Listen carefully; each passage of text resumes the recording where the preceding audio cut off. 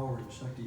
And she takes many forms. The divine form, my mother has so many different manifestations, different forms, different names, different mantras, different appearances, all for manifesting particular aspects of her being, and all for us, all just to relate to creation, relate to humanity, and help us. So she has very beautiful forms like Lakshmi, and Saraswati is our favorite because she's the patroness of mantra and sound and music and inspiration. And you get down up or down to the extreme borders, we get Kali.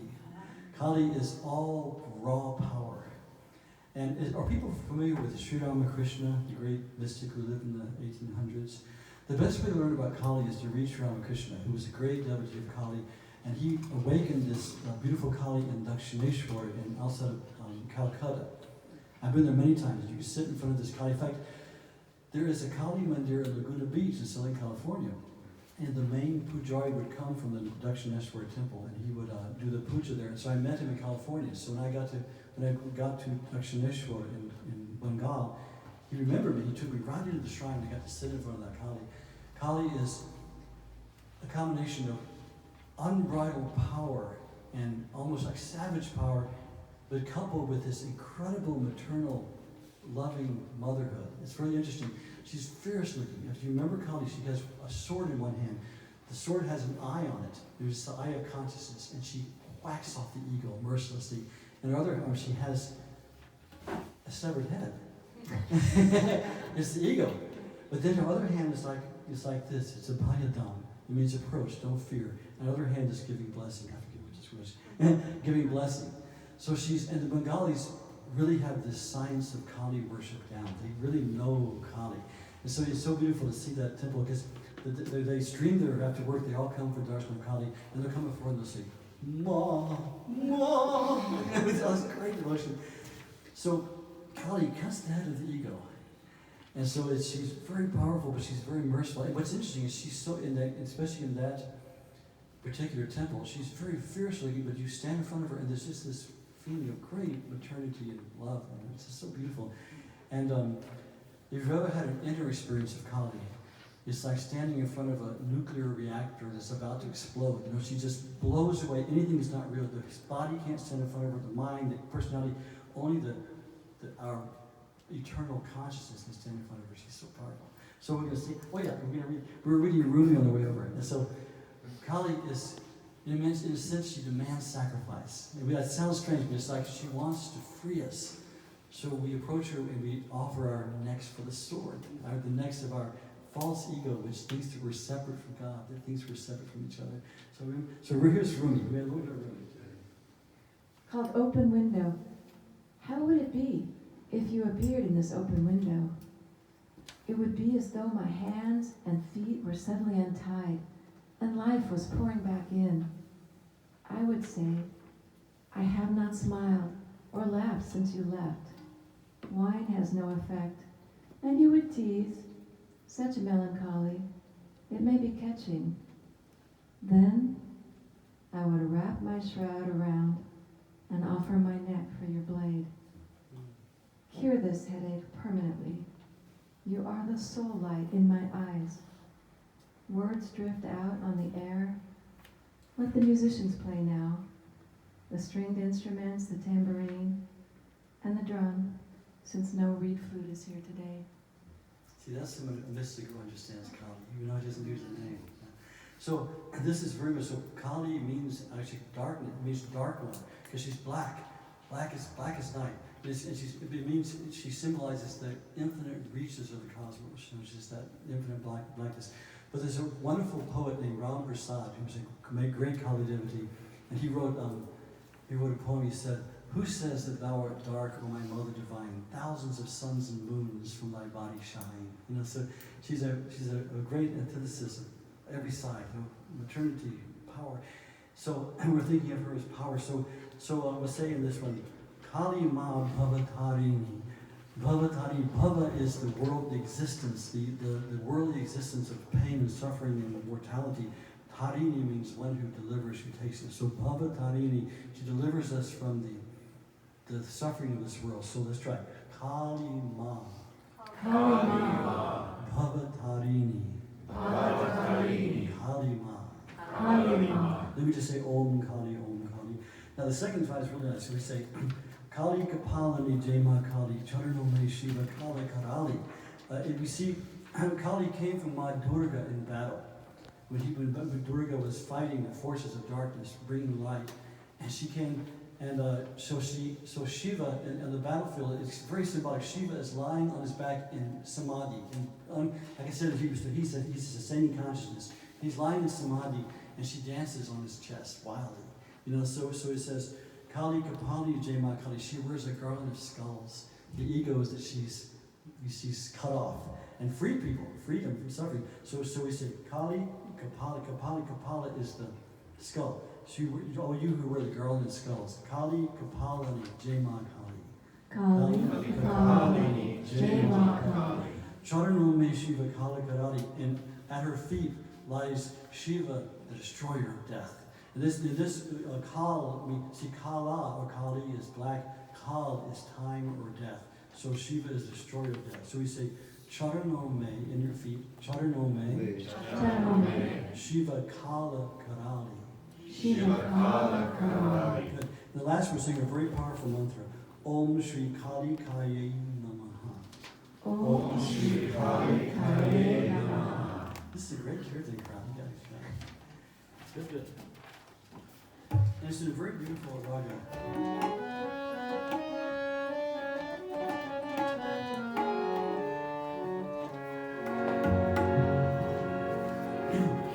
And I'll start with a quick stotra from the Chanting, the scripture of the Divine Mother, where it says, O you who manifest in every living being as power, we bow to you again and again and again. This is the Shisha. Ya Devi Sarva Bhuteshu Shakti Rupena Samstita Namastasye, Namastasye, Namastasye Namo Namo.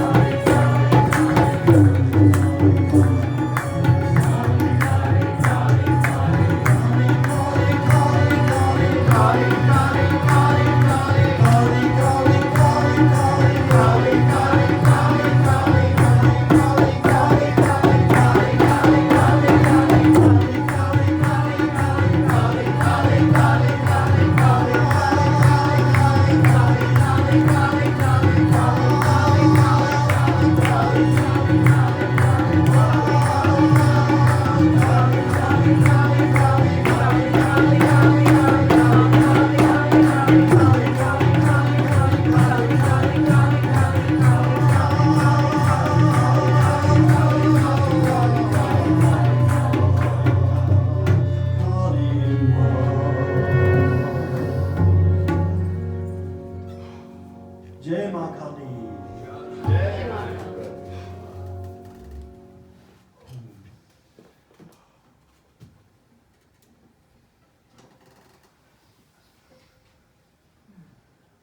That's powerful. My head's gonna blow off.